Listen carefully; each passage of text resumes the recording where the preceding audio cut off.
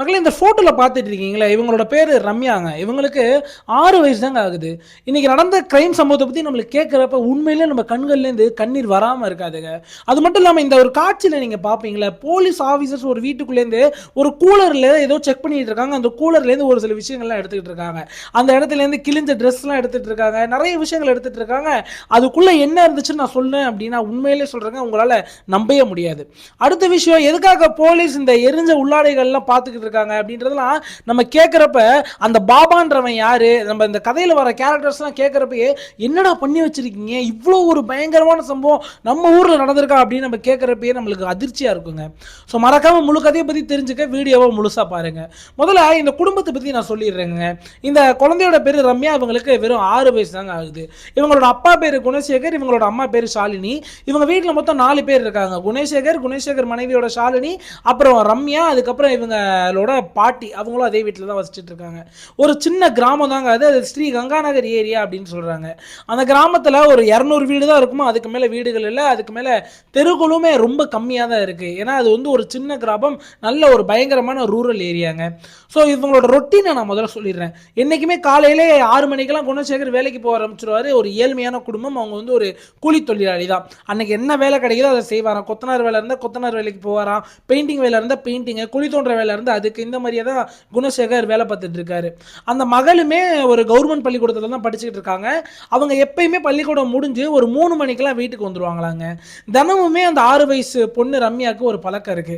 அவங்க அம்மாட்டேருந்து ₹1 ₹2 வாங்கிட்டு போயிட்டு அதுக்கு பக்கத்துல எங்க திருத்திட்ட ஒரு 10 நிமிஷம் இடைவெளி அந்த கடைக்கும், அந்த ஒரு மளிகை கடைக்கும் உங்க வீட்டுக்குமே, அந்த கடைக்கு போயிட்டு டெய்லியுமே வந்து ₹1 ₹2 சாக்லேட் வாங்கி சாப்பிட்டுக்கிட்டே சந்தோஷமா ஆடி பாடி ஓடி விளையாண்டுட்டு இருப்பாங்களாம். இது வழக்கமாகவே வச்சிருந்திருக்காங்க. ஒரு நாள் ₹1 கொடுப்பாங்களாம், ஒரு நாள் ₹2 கொடுப்பாங்களாம். அவங்க அம்மா எது கொடுத்தாலுமே சந்தோஷமா வாங்கிட்டு போயிட்டு, ஆனால் டெய்லியுமே ஒரு சாக்லேட் வாங்கி சாப்பிட்றது தான் அந்த ரம்யாவோட ரொட்டீனுங்க. இப்போ உங்களுக்கு பேசிக்காக அந்த குடும்பத்தை பற்றி, இவங்களோட ரொட்டீன் பற்றி ஒரு விஷயம் புரிஞ்சிருக்கும். அதாவது டிசம்பர் 22ஆம் தேதி 2015 தான் அந்த சம்பவம் நடக்குதுங்க. அன்னைக்கு எப்பயும் போல காலையில் குணசேகர் வேலைக்கு போயிடுறாரு. ஸோ இந்த பொண்ணு காலையிலே வந்து ஸ்கூலுக்கு போயிடுறாங்க. ரம்யா ஸ்கூல் முடிஞ்சு 3:30 மணிக்கு வீட்டுக்கு வராங்க. வீட்டுக்கு வந்தவங்க அவங்க அம்மாட்டமா எனக்கு சாக்லேட் வேணும்னு கேட்குறாங்க. அவங்க அம்மா வழக்கம் போலே ₹2 காசு கொடுத்து விட்றாங்க. இந்த பொண்ணு சந்தோஷமா அந்த காசை வச்சுட்டு ஓடி ஆடி விளையாடிட்டே போகுதுங்க. விளையாடிட்டே போயிட்டு அந்த மளிகை கடையை அடையுது. அந்த மளிகை கடையில் ₹2 சாக்லேட் கொடுங்கன்னு சொல்லிட்டு சாக்லேட் தான் வாங்கி சாப்பிட்டுட்டு ரிட்டர்ன் வந்துக்கிட்டே இருக்குங்க. அதாவது எப்பயுமே இந்த ரம்யா சாக்லேட் வாங்க போனாங்க அப்படின்னா 10 நிமிஷம் 15 நிமிஷத்துல வீட்டுக்கு வந்துருவாங்களா. இதுதான் அவங்க வழக்கமாகவே இருந்திருக்குங்க. ஆனால் அந்த டிசம்பர் 22ஆம் தேதி கிட்டத்தட்ட அரை மணி நேரம் ஆகியும் ரம்யா பொண்ணு வீட்டுக்கு வரவே இல்லை. எங்கே போனாங்கன்னே தெரியல.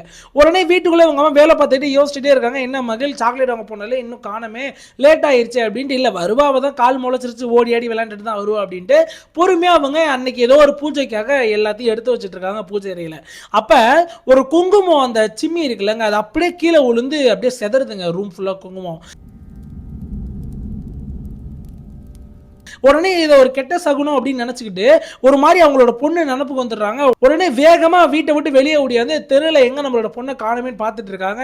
ஸோ வீட்டில் இருந்த பாட்டிட்டையும் தகவலை சொல்லிட்டு நான் போய் அந்த கடை ஓரமாக பார்த்துட்டு வந்துடுறேன், அங்கே எதுவும் விளையாண்டுட்டு இருக்கான்னு சொல்லிட்டு அந்த கடை ஓரமாக பார்க்க போறாங்க. அப்போ அந்த பொண்ணு அந்த இடத்துல காணுங்க. உடனே அந்த கடைக்காரர் இருப்பார்ல, அவரை கூப்பிட்டு கேட்குறாங்க. அவர் ஒரு 19 வயசு பையன்.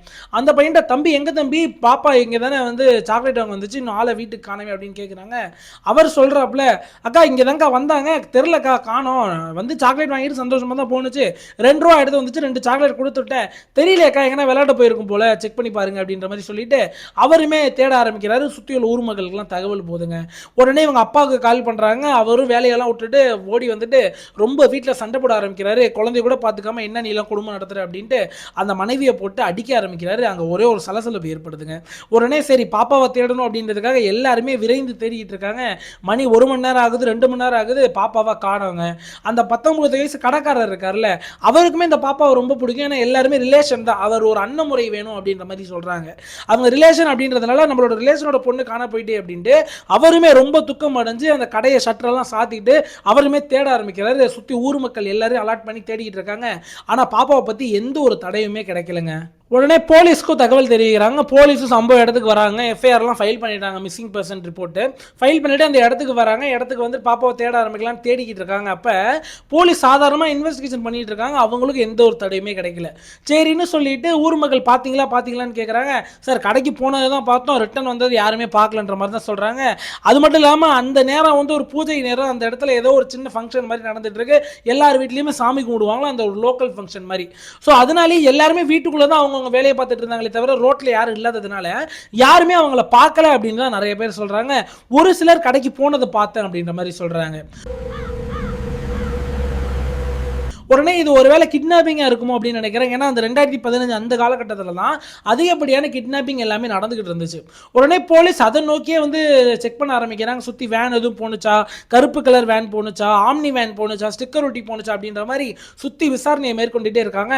சரி சிசிடிவி செக் பண்ணி பார்க்கலாம் அப்படின்னு சிசிடிவி பார்க்க போனால் அது வில்லேஜ் அப்படின்றதுனால சிசிடிவி சுத்தமாக எந்த இடத்துலையும் இல்லைங்க. இருந்தாலுமே ஒரு கடைக்காரர் ஒரு சிசிடிவி அந்த இடத்துல வச்சிருந்திருக்காரு. அந்த சிசிடிவியை செக் பண்ணுறப்ப தான் அந்த பாப்பா அதில் தென்பட்டுருக்காங்க. அந்த மல்லிகை கடைக்கு போகிற வழியில் சந்தோஷமாக குதிச்சு போன காட்சி அந்த இடத்துல பார்க்கலாம். இது 2015 எடுக்கப்பட்ட ஃபுட்டேஜ் அப்படின்றதுனால உங்களுக்கு இது பிளர்ராகவும் லோ குவாலிட்டியாக தான் இருக்கும். ஸோ இதை பார்த்துட்டு போலீஸ் கன்ஃபார்ம் பண்ணுறாங்க, பாப்பா அந்த கடைக்கு தான் போயிருக்கு, ரிட்டன் தான் வரலை அப்படின்றத கன்ஃபார்ம் பண்ணிட்டு சரி எதனா வந்து துப்பு கிடைக்குமா அப்படின்ட்டு கடையோட ஓனர் இருக்கார்ல, அந்த 19 வயசு பையன், அவரை கூப்பிட்டு விசாரிக்க ஆரம்பிக்கிறாங்க.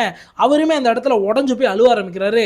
என் கூட தான் அந்த பாப்பா விளையாடும், நான் அதுக்கு ஒரு அண்ணன் முறை வேணும், எங்கள் சொந்தக்கார பாப்பா தான் அது, நான் ரொம்ப சந்தோஷமாக விளையாடுவேன், சாக்லேட் எக்ஸ்ட்ராலாம் கொடுத்து அனுப்புவேன், ₹1 தான் வாங்க வரும், நான் ₹2 சாக்லேட் கொடுத்து அனுப்புவேன், அந்த பொண்ணை எனக்கு ரொம்ப பிடிக்கும், அந்த பொண்ணு காணுன்றது எனக்கு மனசு ரொம்ப வேதனையாக இருக்குது சார், ஆனால் என் கடை தான் கடைசியாக சாக்லேட் வாங்கிட்டு 2 வருஷம் நடந்து போணுச்சு, தெரியல சார் அப்படின்னு சொல்லிக்கிட்டு சார் எனக்கு ஒரு விஷயம் யோசனைக்கு வருது சார் அப்படின்ற மாதிரி சொல்ல ஆரம்பிக்கிறான். சார் ஒரு பாபா ஒரு வாரம் முன்னாடி இந்த சைடு வந்தார் சார், அவர் பார்க்கறதுக்கே ஒரு மாதிரி சந்தேகப்படுற இதில் இருந்துச்சு, அவர் ஒரு மாதிரி புள்ள பிடிக்கிற ஒரு மாதிரியே இருந்தார், ஏன்னா கையில் 2 பெரிய மூட்டை வச்சுருந்தாரு, மூட்டையில் நிறைய குழந்தைகள் துணியெல்லாம் நான் பார்த்துருந்தேன், அப்பயே எனக்கு ஒரு சந்தேகம் இருந்துச்சு, நான் இந்த இடத்துல கடை வச்சிருக்கிறதுனால அவர் இந்த சைடு யாசகம் கேட்க வந்தார், அப்பயே அவரை இந்த தெருக்குலாம் போகக்கூடாது, யாருக்கும் பிடிக்காது, இந்த தெருலெல்லாம் நிறைய நாய் இருக்குது அப்படின்னு சொல்லி அவர் அன்னைக்கே விரட்டி அடிச்சிட்டேன், நான் நிறைய பேர்கிட்ட கூட சொல்லியிருந்தேன் அவரை பற்றி, நிறைய பேர் அவரை பார்த்துருக்காங்க, ஒருவேளை அவர் கூட நான் இந்த பாப்பாவை கடத்திட்டு போயிருக்கலாம்ல சார் அப்படின்ற மாதிரி போலீஸ்கிட்ட சொல்ல ஆரம்பிக்கிறாரு. உடனே போலீஸுக்கு இப்போ தெளிவாக புரிஞ்சிருச்சு, ஒரு க்ளூ கிடச்சிருச்சு, பாப்பா கண்டிப்பாக இந்த ரோட்டு கடைக்கு தான் போயிருக்கு, ரிட்டர்ன் வரல, அதே சமயத்தில் இந்த மாதிரி ஒரு பாபா ஒரு வாரம் முன்னாடி இந்த தெருக்கு வந்திருக்கான் அப்படின்னா கண்டிப்பாக இது ரெண்டையும் கனெக்ட் பண்ணி ஓகே கண்டிப்பாக இந்த பாபா தான் இந்த குழந்தையை கடத்திருப்பான் அப்படின்ற மாதிரி போலீஸ் வந்து ஒரு எண்ணத்துக்கு வராங்க. போலீஸ் அவர் எங்கே பார்க்கலாம் அந்த பாபாவை அப்படின்ற மாதிரி கேட்க ஆரம்பிக்கிறாங்க. சார் நானே அவரை அடிக்கடி பார்த்ததில்லை சார், ஆனால் இதுக்கு பின்னாடி ஒரு டெசர்ட் ஏரியா இருக்குது, அந்த இடத்துல ஒரு சில மரங்கள் இருக்குது சார், கருவ மரங்கள், அது கீழே தான் அவர் அடிக்கடி உட்கார்ந்துருக்காதா நிறைய பேர்கிட்ட நான் கேள்விப்பட்டிருக்கேன் அப்படின்ற மாதிரி அந்த ஷாப்கீப்பர் சொல்கிறான், அந்த 19 வயசு பையன். உடனே என்ன பண்ணுறாங்க, போலீஸ் அந்த இடத்துக்கு விரைந்து போக ஆரம்பிக்கிறாங்க. அப்போ போயிட்டு இருக்கப்பயே நிறைய விஷயங்களை போலீஸ் நோட் பண்ணுறாங்க. அந்த இடத்துல போயிட்டு இருக்கப்பயே ஒரு கல் இருக்குது, அந்த கல்லுக்கு கீழே ஒரு சாக்லேட் கவர் இருக்குது. இதை பார்த்தோன்னே போலீஸுக்கு அதிர்ச்சி ஆகுறாங்க, இந்த இடத்துல எப்படி சாக்லேட் கவர் வரும், இது ஒரு டெசர்ட் ஏரியாவை வச்சு நம்ம தெருலேருந்து திறந்துட்ட 100 அடி 150 அடி தள்ளி வந்துடும், இங்கே எப்படி சாக்லேட் கவர் வரும்னு பார்க்குறாரு. சரி காற்றுல எதுவும் பறந்து இருக்குமான்னு பார்த்தா யாரோ இந்த கவரை வச்சு கல்லை வச்சு பிளேஸ் பண்ண மாதிரியும் இருக்குது, இல்லை பறந்து வந்து கூட அந்த சாக்லேட் கவர் அந்த கல்லுக்குள்ளே போய் நிப்பாட்டி இருக்கலாம்ல. ஸோ இதெல்லாம் பார்த்துன்னு அந்த சாக்லேட் கவரை எடுத்துன்னு இந்த ஷாப்கீப்பர்கிட்ட இது என்னது, இது இந்த சாக்லேட்டுக்கும் அந்த பாப்பாவுக்கும் எதனா சம்மந்தம் இருக்கா அப்படின்ற மாதிரி கேட்குறாங்க. ஷாப்கீப்பர் உடஞ்சி அழுவ ஆரம்பிக்கிறான் அந்த இடத்துல. சார் இந்த சாக்லேட் தான் சார் அன்றைக்கி வந்து என்கிட்ட வாங்கிட்டு போனாங்க டிசம்பர் 22 அப்படின்ட்டு. உடனே போலீஸ் என்ன பண்ணுறாங்க, ஓகே அப்போ இங்கே தான் பாப்பாவை அழைச்சிட்டு வந்திருக்காங்க அப்படின்ட்டு சரின்னு அந்த திசையை நோக்கி நடந்து போயிட்டே இருக்காங்க, பாப்பாவை கண்டுபிடிக்கணும் அப்படின்றதுனால. அந்த இடத்துல போலீஸ் இன்னொரு விஷயத்தை நோட் பண்ணுறாங்க, ஒரு சில கருகுன நிலையில் ஒரு சில ட்ரெஸ் எல்லாம் இருக்குங்க, பிங்க் கலரில் அந்த ட்ரெஸ் இருக்குது. உடனே இந்த சைடு காணா போன ரம்யாவோட அம்மா அப்பாவை கூப்பிட்டு இது உங்கள் பாப்பா போட்டிருந்த ட்ரெஸ் அப்படின்ற மாதிரி கேட்குறாங்க. ஆமாம் கடைசியாக இந்த ட்ரெஸ் தான் போட்டிருந்தாங்க அப்படின்னு சொல்கிறாங்க. உடனே இந்த இடத்துல வந்து போலீஸ் ஒரு விஷயத்தை புரிஞ்சுக்கிட்டு சரி அது நோக்கி இன்னும் நடந்து போகலான்னு பார்க்குறாங்க. அந்த கருவ மரமும் அந்த இடத்துல இருக்கு, நான் அந்த இடத்துல பாபா இருந்ததுக்கான எந்த ஒரு தடையுமே இல்லை, யாருமே அங்கே இல்லை அப்படின்றதுக்கு போலீஸ் வராங்க. உடனே அவரோட ஃபோட்டோகிராஃபும் எதுவும் இல்லாததுனால இந்த பொண்ணோட ஃபோட்டோகிராஃபியும் வச்சுட்டு அதுக்கப்புறம் அந்த பாபாவோட ஸ்கெட்ச் வரைய சொல்லிட்டு அவரோட அடையாளத்தெல்லாம் கேட்டு அந்த ஷாப்கீப்பர்கிட்ட ஒரு ஸ்கெட்ச் வரைகிறாங்க. ஸ்கெட்ச் வரைஞ்சு அங்கே அக்கம் பக்கத்தில் உள்ள எல்லா போலீஸ் ஸ்டேஷனுக்கும் தகவல் தெரிவிக்கிறாங்க. இந்த ஃபோட்டோகிராஃப்ஸ் எல்லாம் அனுப்பி விடுறாங்க. ஊர் மக்கள்கிட்ட இந்த ஃபோட்டோகிராஃப்ஸ் எல்லாம் காட்டி விழிப்புணர்வு ஏற்படுத்துறாங்க. இவருக்கு பார்த்தீங்கன்னா கண்டிப்பாக போலீஸுக்கு தகவல் தெரியுங்க, இவர் கூட ஒரு 6 வயசு பொண்ணை பார்த்தீங்கன்னாலும் தகவல் தெரிவிங்க, யாருன்னா சாது மாதிரி உங்க ஏரியாவில் சுற்றினாலோ கூட ஒரு பெண் குழந்தை இருந்தாலோ தகவல் தெரிவிங்க அப்படின்ட்டு சுற்றி உள்ள ஏரியா கிட்டத்தட்ட ஒரு 20 கிலோமீட்டர் வரையும் அவங்க வந்து அலாட் பண்ணுறாங்க போலீஸ். இதெல்லாம் வந்து ஒரு 1.5 நாளுக்குள்ளேயே நடந்துகிட்டு இருக்குங்க. கிட்டத்தட்ட பாப்பா காணாமல் போய் கிட்டத்தட்ட 1.5 நாளே ஆயிருச்சு. இப்போ என்ன நினைக்கிறாங்க போலீஸ், அந்த ஊருக்குள்ளே டோர் டு டோர் சர்ச் நம்ம பண்ண மறந்துட்டோமே, அதை நம்ம செய்யலாம் அப்படின்ட்டு வீடு விடா போய் சர்ச் பண்ணுறப்ப தான் அங்கே போலீஸ் ஒரு சிலர்கிட்ட பேசுறதுனால நிறைய விஷயம் தெரிஞ்சுக்கிட்டாங்க. அந்த பாபா கேரக்டர் அப்படின்னு ஒருத்தர் இருக்கானே, அப்படியும் ஒரு கேரக்டர் இல்லை சார், நாங்கள் இந்த ஏரியாவில் அவனை பார்த்ததே இல்லை சார், நீங்கள் என்ன சார் இப்படி சொல்கிறீங்க அப்படின்ற மாதிரி போலீஸை பற்றி கேள்வி எழுப்ப ஆரம்பிக்கிறாங்க. சரி, இது ஒருத்தர் தான் எழுப்புறாங்க அப்படின்ட்டு நிறைய பேர் விசாரிக்க ஆரம்பிக்கிறாங்க. சார், அப்படிலாம் எந்த பாபாவையும் நாங்கள் இந்த ஏரியாவில் பார்த்ததே இல்லை அப்படின்ற மாதிரி சொல்கிறாங்க. சரி, அவங்க பெரியவங்க கூட வந்து தெரியாமல் மறந்துருக்கலாம், கண்டிப்பாக அங்கே விளையாண்டுட்டு இருக்க குழந்தைங்களாம் இருப்பாங்களே, அவங்களுக்கு எதனா தெரிஞ்சிருக்கும் அப்படின்ட்டு அந்த தெருவில் விளையாண்டுட்டு இருந்த குழந்தைகள் எல்லாம் கூப்பிட்டு அந்த பாபா ஃபோட்டோவை பாட்டி இவங்களை பார்த்துருக்கலான்னு கேட்குறாங்க. இப்பெல்லாம் யாரும் வந்ததே இல்லைன்னு அந்த குழந்தைங்களும் சொல்கிறாங்க. கண்டிப்பாக குழந்தைகள் போய் சொல்ல மாட்டாங்களே. அதே மாதிரி அந்த பொண்ணை நீங்கள் பார்த்தீங்களான்னு கேட்குறாங்க. அங்கே விளையாண்டுட்டு இருந்த குழந்தைங்களும் சொல்கிறாங்க, இந்த கடைக்கு தான் போணுச்சு, சாக்லேட் வாங்கிச்சு, அதுக்கப்புறம் நாங்கள் பார்க்கல அப்படின்ற மாதிரி தான் சொல்கிறாங்க. அப்போ இதோட எண்டு பாயிண்ட் எங்கே முடியுது அப்படின்னா அந்த கடையில் தானே முடியுது. சரி, என்ன பண்ணலாம் அப்படின்னா நம்ம கடைக்காரனே நம்ம தெளிவாக விசாரிப்போம் அப்படின்ட்டு போலீஸ் ஒரு சைடு வச்சுக்கிட்டு, இருந்தாலும் எல்லார் வீட்டையும் டோர் டு டோர் சர்ச் பண்ணணும் அப்படின்னு வீடு முழுக்க ஏறி இறங்கிட்டு இருக்காங்க. அப்போ ஒரு வீட்டுக்குள்ளே போகிறாங்க, எந்த ஒரு தடையும் இல்லைங்க, ரொம்ப கிளியராக இருக்குது. வெளியில் வந்த போலீஸ் வீட்டுக்கு பின்னாடியே ஒரு சின்ன இடம் இருக்கிறத கவனிக்கிறாங்க. அது ஒரு தோட்டப்பகுதி. சரி, அந்த பகுதிக்கு போய் செக் பண்ணலான்னு போகிறாங்க. அப்போ அந்த தோட்டப்பகுதியில் சுற்றி உள்ள சாயில் எல்லாமே ட்ரையாக இருக்குது. ஒரே ஒரு இடத்துல மட்டுமே சாயில் ஈரமாக இருக்குது. அதாவது அந்த இடத்துல தோண்டி புதைச்ச மாதிரி இருக்குது. இதை பார்த்தோன்னே போலீஸ் எல்லாத்தையும் கனெக்ட் பண்ணுறாங்க. கண்டிப்பாக இந்த இடத்துல ஒரு மிகப்பெரிய தடையம் நம்மளுக்கு இருக்குது அப்படின்றத புரிஞ்சுக்கிட்டு, இந்த வீடு யாரோட வீடு அப்படின்னு கேட்குறாங்க. அந்த ஷாப்கீப்பர் 19 வயசு, அந்த பையனோட வீடு தான் அது அப்படின்ற மாதிரி ஒரு முடிவுக்கு வராங்க. அந்த ஷாப்கீப்பரை வர சொல்கிறாங்க. ஷாப்கீப்பரோட அம்மா வர சொல்கிறாங்க. இவங்களோட அப்பா அப்போதைக்கு ஊரில் இல்லை, இந்த பொண்ணு காணாமல் போனாங்களே, அன்னைக்கு தான் அவங்க அப்பா வந்து ஒரு பயணம், ஒரு ஆன்மீக பயணத்துக்கு போனாங்களாம். அதுவுமே திடீர்னு முடிவு எடுத்து ஒரு ஆன்மீக பயணத்துக்கு போனாங்களாம். ஓகே, இதெல்லாம் தெரிஞ்சு வச்சுக்கிட்டு அந்த இடத்த நாங்கள் நோண்டி ஆகணும் அப்படின்ட்டு அதில் என்ன இருக்குது அப்படின்னு ஃபஸ்ட்டு கேட்குறாங்க. அந்த ஷாப்கீப்பரோட அம்மா என்ன சொல்கிறாங்க அப்படின்னா, சார், நாங்கள் ஒரு செடி வாங்கிட்டு வந்தோம், அந்த செடியை புதைக்கலாம் அப்படின்னு தான் நாங்கள் குழிட்டு வந்தோம். ஆனால் அந்த குழி ரொம்ப சின்னதாக இருந்ததுனால அவ்வளோ பெரிய செடியை அதில் எங்களால் புதைக்க முடியல, அதனால தான் அந்த குழியை நாங்கள் மூடிட்டோம் அப்படின்னு சொல்கிறாங்க. உடனே போலீஸ் கேட்குறாங்க, சரி அந்த செடி எங்கே அப்படின்னு கேட்குறாங்க. அந்த செடி என்னோட தங்கச்சி வீட்டுக்கு நான் கொடுத்து கொடுத்தேன், அது இப்போ இங்கே இல்லை அப்படின்ற மாதிரி சொல்கிறாங்க. ஏன்னா ஒரு மாதிரி முரணாகவே இருக்கே அப்படின்ட்டு இந்த இடத்த நாங்கள் தோண்டணும் அப்படின்னு போலீஸ் தோண்ட ஆரம்பிக்கிறாங்க. கத்தி கூச்சலிடுறாங்க அந்த அம்மா. அதெல்லாம் தோண்டக்கூடாது, என் வீட்டுக்குள்ளே வந்து எப்படி நீங்கள் தோண்டுவீங்க, இப்போ நீங்கள் தோண்டிட்டு உள்ளே எதுவும் இல்லை அப்படின்னா இந்த ஊருக்குள்ளே என்னோட மான மரியாதை எல்லாம் போயிடும், எனக்குன்னு ஒரு இது இருக்குது, இந்த ஊருக்குள்ளே எனக்குன்னு ஒரு ப்ரைட் இருக்குது, அதெல்லாம் கெடுத்துடாதீங்க, எல்லாரும் என்ன சந்தேகப்பட ஆரம்பிச்சிடுவாங்க அப்படின்ற மாதிரி கத்தி கதறி அழுவ ஆரம்பிக்கிறாங்க. கோபத்தில் வார்த்தைகள் நிறைய பேச ஆரம்பிக்கிறாங்க. போலீஸ் அது எல்லாமே கண்டுக்காமல் அந்த இடத்த தோன்றாங்க. கிட்டத்தட்ட ஒரு 4 அடி வரையும் தோண்டிட்டாங்க. அதுக்கப்புறம் வந்து ஃபுல்லாக தோன்றாங்க. ரொம்ப சாயில் வந்து ரொம்ப கெட்டியாக இருக்குது. போலீஸ் புரிஞ்சுக்கிறாங்க இந்த இடத்துல எதுவுமே இல்லை அப்படின்ட்டு. போலீஸ் என்ன சந்தேகப்பட்டாங்க அப்படின்னா, ஒருவேளை அந்த பாப்பாவை இந்த இடத்துல புதைச்சிருக்கலான்னு சந்தேகப்பட்டு தான் தோண்ட ஆரம்பித்தாங்க. கடைசியில் உள்ள எதுவுமே இல்லாததுனால போலீஸ் அந்த இடத்துல ஒரு விஷயத்தை யோசிக்கிறாங்க, மிகப்பெரிய தப்பு பண்ணிட்டோமே அப்படின்ட்டு. உடனே கத்தி அழுவ ஆரம்பித்தவங்க கெட்ட கெட்ட வார்த்தைகளில் திட்ட ஆரம்பிக்கிறாங்க போலீஸ் ஆஃபீஸர்ஸே. ஏன் என்ன அப்படி அசிங்கப்படுத்துனீங்க, இதுக்கு நீங்கள் என்ன சொல்லுவீங்க, நீங்கள் தோண்டிட்டு போயிட்டீங்க, இனிமேல் இந்த ஊரே என்ன ரொம்ப அசிங்கமாக பார்க்குமே, நான் தான் ஏதோ வந்து தப்பு பண்ண மாதிரி பார்க்குமே அப்படின்ற மாதிரி கதறி அழுவ ஆரம்பிக்கிறாங்க. அப்போ ஒரு கான்ஸ்டபிளுங்க இந்த சம்பவம் நடந்துட்டு இருக்கப்பயே நம்மளோட வேலையை பார்ப்போம் அப்படின்ற மாதிரி ஒரு மாடியில் ஏறாரு. அந்த வீட்டு மாடியில் ரூஃபில் போய் செக் பண்ணிட்டு வந்துடலாம். ரூஃபுக்கு ஏறாரு. அப்போ ஒரு ரோஸ் கலரில் ஷூ ஒன்று பார்க்குறாருங்க, குழந்தைங்க போடுற ஷூ. இதை பார்த்தோன்னே இந்த ஷூ எடுத்து, சார் இங்கே ஒரு விஷயம் இருக்குது சார் அப்படின்ற மாதிரி கத்துறாரு. கீழே இருக்க இன்ஸ்பெக்டர் மேலே போய் பார்க்குறாரு. அந்த ஷூவை கையில் எடுத்து அவங்களோட அம்மா அப்பா வர சொல்கிறாங்க. அவங்க அம்மா அப்பாட்ட காட்டுறாங்க. அவங்களும் கன்ஃபார்ம் பண்ணுறாங்க இது என்னோட பொண்ணோட ஷூ தான் அப்படின்ட்டு. உடனே என்ன பண்ணுறாங்க, தாயும் சரி அந்த 19 வயசு மகனையும் 2 பேருமே பிடிச்சி உட்கார வச்சு அந்த வீட்டில் இன்னும் சர்ச்சிங் ஈடுபடுறாங்க. அப்போ வீட்டு மாடி மேலே ஒரு மாதிரியான ஒரு பேட் ஸ்மெல் வருதுங்க, ஒரு மாதிரியான ஒரு ஃபவுல் ஸ்மெல் வருதுங்க.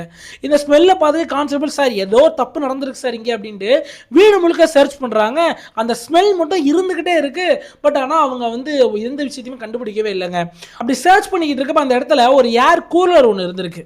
அது வந்து சுவிட்ச் வந்து அந்த சுவிட்ச் போர்டில் மாட்டாமல் கீழே இருந்திருக்கு, இது ஏன் இப்படி வச்சிருக்காங்களே அப்படின்னு சும்மா போய் நவுத்தி தான் பார்த்துருக்காரு. ரொம்ப கனமாக இருந்திருக்கு அந்த ஏர் கூலர். இவ்வளோ கனமான ஏர் கூலர் இருக்காது அப்படின்னு இந்த காட்சி நீங்கள் பார்க்கலாம். ஏர் கூலரை ஓப்பன் பண்ணி பார்க்குறாங்க. அந்த இடத்துல அந்த 6 வயசு ரம்யாவோட சடலம் அந்த இடத்துல இருந்திருக்குங்க. பார்த்த உடனே அவங்க அம்மா அப்பா வர சொல்லி ஐடென்டிஃபை பண்ண சொல்கிறாங்க. ஆமான்னு அவங்க அம்மா அப்பா சொல்கிறாங்க. உடனே போஸ்ட்மார்ட்டம் ரிப்போர்ட்டுக்கு அனுப்புகிறாங்க. போஸ்ட்மார்ட்டம் ரிப்போர்ட்டில் டாக்டர் என்ன சொல்கிறாங்க அப்படின்னா, இந்த சடலம் ஆல்ரெடி டீகம்போஸ் ஆக ஆரம்பிச்சிருச்சு. கிட்டத்தட்ட 36 மணி நேரத்துலேருந்து 40 மணி நேரம் இருக்கலாம் இவங்களோட உயிர் பிரிஞ்சு போய் அப்படின்னு எல்லாமே சொல்லிட்டு ஒரு அதிர்ச்சியான தகவலையும் இந்த போஸ்ட்மார்ட்டம் ரிப்போர்ட்டில் சொல்கிறாங்க. ரம்யாவை தப்பான உடல் ரீதியான விஷயமும் செஞ்சுருக்காங்க அப்படின்னு சொல்கிறாங்க. இதில் மிகப்பெரிய அதிர்ச்சி அடைகிறாங்க போலீஸ். ஏன்னா அந்த ஷாப்கீப்பர் ஒரே ஆண் அங்கே இருந்தது. அந்த ஷாப்கீப்பர் தான், அவனுக்கு 19 வயசு தான். இந்த பொண்ணுக்கு வெறும் 6 வயசு தான். இப்படி ஒரு ட்ராஜடி நடக்குமாடான்னு போலீஸாலே நம்ப முடியாமல் எல்லாரையும் அரெஸ்ட் பண்ணிவிட்டு அவங்களோட ஸ்டைலில் விசாரணை ஏற்படுத்துகிறாங்க. அப்போ தாங்க அந்த டிசம்பர் 22 அந்த தாயும் மகனும் அந்த ரம்யாவுக்கு என்ன செஞ்சாங்கன்ற உண்மையை சொல்கிறாங்கங்க. அதாவது டிசம்பர் 22 வழக்கம் போல் அந்த பொண்ணு 2 ரூபாய் எடுத்துகிட்டு போய் சாக்லேட் வாங்கியிருக்குங்க. இந்த நாய் 19 வயசு நாய்க்கு ஆல்ரெடி தப்பான பார்வை இந்த ஏரியாவில் உள்ள பல பேர் மேலே இருந்திருக்கு. அதில் ஒன் ஆஃப் தி ஆள் தான் ரம்யா. இவங்களை பார்த்துட்டு அன்னைக்கு ரோட்டில் யாருமே அந்த தெருவில் ஆள் நடமாட்டமே இல்லாததுனால வந்தவங்களை, உனக்கு வேற ஒரு ஸ்பெஷல் ஸ்வீட் என்னோட வீட்டுக்குள்ளே வச்சுருக்கேன், நீ என் வீட்டுக்கோ அப்படின்ட்டு ஸ்பெஷல் ஸ்வீட் தரேன் அப்படின்ட்டு அந்த ரம்யாவை அழைச்சிட்டு போயிருக்கான் இந்த 19 வயசு மிருகம். அழைச்சிட்டு போயிட்டு அவங்கள்ட்ட ஸ்வீட் கொடுக்குற மாதிரி அவங்கள தவறான விஷயங்கள் எல்லாமே செஞ்சுருக்கான். இதில் இன்னும் என்ன சொல்கிறாங்க அப்படின்னா, இவன் அடிக்கடி கடைக்கு வரேன் நான் பல பேர்கிட்டங்க அவங்களுக்கு என்ன நடக்குதுன்னே தெரியாதான், அந்த மாதிரியான விக்டிம்ஸ் எல்லாரையுமே உடல் ரீதியான விஷயங்கள் எல்லாமே செஞ்சுருக்கான். அதில் இப்போ ரம்யாவை அதிகப்படியான லெவலுக்கு போய் வீட்டுக்கு அழைச்சிட்டு வந்து அந்த விஷயங்களை செய்ய ஆரம்பிக்கிறான். அதில் அவங்க ரொம்ப கதறி அழுவ ஆரம்பிக்கிறாங்க வலி தாங்க முடியாமல். அதனால இவங்களை என்ன செய்யறான், அவங்களோட உயிரை எடுத்த பிறகு அந்த விஷயங்கள்லாம் செஞ்சுருக்கான். செஞ்சது மட்டும் இல்லாமல் இவங்க போய் சொல்லிடுவாங்க அப்படின்ட்டு மேலும் இவங்க ஆல்ரெடி இறந்தவங்களே அதிகப்படியான விஷயங்கள் அந்த கத்தியெல்லாம் வச்சு தாக்கியிருக்கான். இவெல்லாம் பண்ணிட்டு என்ன தெரியுமாங்க பண்ணியிருக்கான் டைரக்டா, இதெல்லாம் பண்ணுறப்ப அவங்க அப்பா எல்லாருமே வீட்டில் தான் இருந்திருக்காங்க, யாருக்குமே தெரியல. ஆனால் அவங்க அம்மாவுக்கு தெளிவாக தெரிஞ்சிருச்சு இந்த மாதிரி விஷயங்கள் செய்கிறான் அப்படின்ட்டு. உடனே ஒரு பெத்த தாயா, ஒரு நல்ல தாயா என்னங்க செஞ்சுருக்கணும், கண்டிப்பாக எல்லா பெண்களோட வலி உணர்ந்து தானே அவங்க செஞ்சுருக்கணும். என்ன தெரியுமா செஞ்சாங்க, தன்னோட மகனை காப்பாற்றணும் அப்படின்றதுக்காக டைரக்டாக அவங்க அப்பா கிட்ட போயிட்டு மகனை போட்டு கொடுக்கலாம் இல்லைங்க,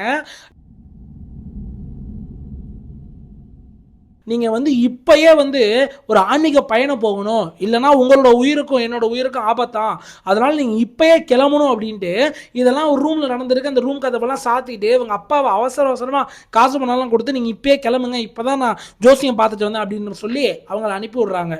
இவனோட அப்பா ஒரு வெகுளியாங்க, அவர் ரொம்ப ஜோசியத்தை நம்பக்கூடியவரா. சரி மனைவி சொல்கிறாங்க, அதுவும் இவ்வளோ ஒரு ஃபோர்ஸாக சொல்கிறாங்க, கண்டிப்பாக இதில் ஏதோ ஒரு விஷயம் இருக்குன்னு தெரிஞ்சுக்கிட்டு அவரும் அந்த ஆன்மீக பயணத்துக்கு போயிட்டாருங்க. உடனே தான் மகன் நம்ம இந்த பொண்ணை எப்படியாவது புதைச்சிடணும், இல்லைன்னா நம்ம மாட்டிவோம் அப்படின்ட்டு வீட்டிலே குழியை தோண்ட ஆரம்பிக்கிறாங்க. இவங்க குழி தோன்றதுக்குள்ளேயே இந்த சைடு ஊர் மக்கள் எல்லாருக்கும் தெரிஞ்சு போயிருச்சு. ஊர் மக்கள் எல்லாம் அவங்கவுங்க வீட்டில் போயிட்டு அந்த பொருளை பேச ஆரம்பிக்கிறாங்க, குழந்தை எங்கே போயிடுச்சுன்னு தெரியல அப்படின்ட்டு.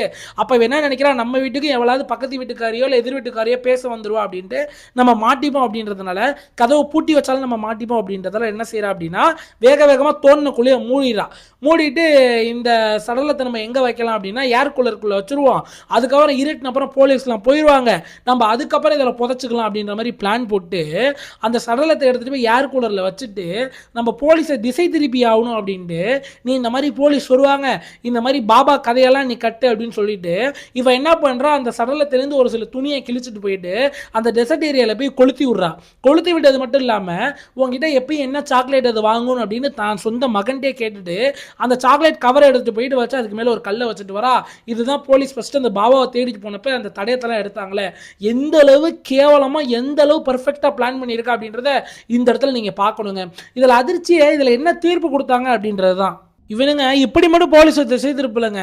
இந்த இவன் இருக்கான் பாருங்க 19 ஷாப் கீப்பரு, போலீஸ் வரத்து காட்டியுமே பாப்பநாசம் படம் மாதிரிங்க கிட்டத்தட்ட இந்த தேடிக்கிட்டு இருந்தாங்களா. அப்பயே நிறைய இளைஞர்கள்ட்டையா இருக்கட்டும், நிறைய வயசானவங்கள்ட்டையா இருக்கட்டும், எல்லார்ட்டையுமே நான் ஒரு கருப்பு வேனை பார்த்தேன், அந்த வேன் ரொம்ப வேகமாக போணுச்சு, அந்த வேனில் ப்ளூ கலரில் ஸ்டிக்கர்லாம் ஒட்டி இருந்துச்சு, அது ஒரு ஆம்னி வேனு, இப்படின்ற மாதிரி பல கதையை கட்டியிருக்கான். எதுக்காக கட்டுறான் அப்படின்னா, போலீஸ் விசாரிக்க வரப்ப அவங்கெல்லாம் போலீஸ் இந்த மாதிரி சொன்னாங்க அப்படின்னா கண்டிப்பாக போலீஸ் அதை நோக்கி நோக்கி விசாரணை போயிடுவாங்க, நம்ம ஊர் மக்கள் மேலே சந்தேகப்பட மாட்டாங்க, என் மேலே சந்தேகப்பட மாட்டாங்கன்ட்டு இவ்வளோ பர்ஃபெக்டாக பல ஆங்கிளில் போலீஸ் திசை திருப்பியிருக்காங்க.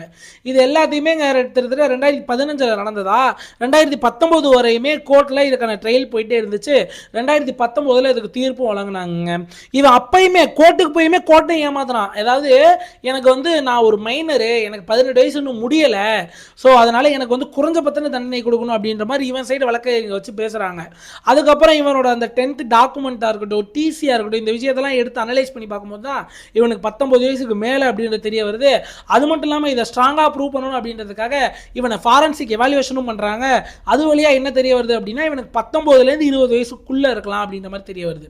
உடனே இது எல்லாமே வச்சு இவனுக்கு ஆயுள் தண்டனை கொடுத்துட்டு இவனோட தாயாருக்கு வெறும் 2 வருஷம் தண்டனை தான் கொடுக்குறாங்க. இந்த இடத்துல எனக்கு என்ன கோபம் அப்படின்னா, அவனுக்கு கொடுத்த தண்டனையே 10 தான், பட் சட்டப்படி அவனுக்கு ஆயுள் தண்டனை தான் கொடுத்தாகணும். ஏன்னா அது ரேரஸ்ட் ஆஃப் ரேரில் வைக்க மாட்டாங்க. இதில் இவனோட தாயாருக்கும் இதே தண்டனை கொடுத்துருக்கும், ஆயுள் தண்டனை. ஏன்னா அவளுமே வாழ தகுதியற்றவளுங்க. இந்த அளவு பிளான் பண்ணியிருக்கா பாருங்க, சொந்த மகனை காப்பாற்ற. நாளைக்கு என்ன வேணாலும் இவ செய்வா, இவெல்லாம் சொசைட்டிக்கே ஒரு டேஞ்சரானவ. அப்படின்றப்ப இவளுக்கு எதனால் அந்த 2 வருஷம் தண்டனை ரொம்ப கம்மியாக இருக்குன்னு நான் ஃபீல் பண்ணுறேன். நீங்கள் என்ன ஃபீல் பண்ணுறீங்க? இந்த மறக்காம கமெண்ட்டில் சொல்லிட்டு போங்க. நம்மளோட சேனலை சப்ஸ்கிரைப் பண்ணி ஆதரவு கொடுத்துக்கிற எல்லாருக்குமே ரொம்ப ரொம்ப நன்றி. நம்ம சேனலில் எதனா குறைகள் இருந்தாலோ, நம்ம கிரைம் வழங்கும் விதத்தில் எதனா குறைகள் இருந்தாலோ மறக்காம கமெண்ட்டில் சொல்லிடுங்க. பிடிச்சிருந்தாலுமே உங்களுக்கு புரியுது, நீங்கள் தெளிவாக எக்ஸ்பிளைன் பண்ணுறீங்கன்னு சொன்னீங்கன்னா எங்களுக்கு அடுத்தடுத்த வீடியோ பண்ணுறதுக்கு ஒரு மோட்டிவேஷனாக இருக்கும். நீங்கள் ஃப்ரீயாக இருந்தீங்க அப்படின்னா இந்த வீடியோவை கிளிக் பண்ணிங்கன்னா இது பயங்கரமான ஒரு கிரைம் கதை, அதை போய் முழுசாக பாருங்கள். அதுவுமே என்னோட சேனல் தான், அதையுமே சப்ஸ்கிரைப் பண்ணி ஆதரவு தருவீங்க. நம்மளோட சப்ஸ்கிரைபராக இருந்தால் இதை நீங்கள் செஞ்சீங்கன்னா எனக்கு ரொம்ப ஹெல்ப்ஃபுல்லாக இருக்கும். நன்றி, வணக்கம்.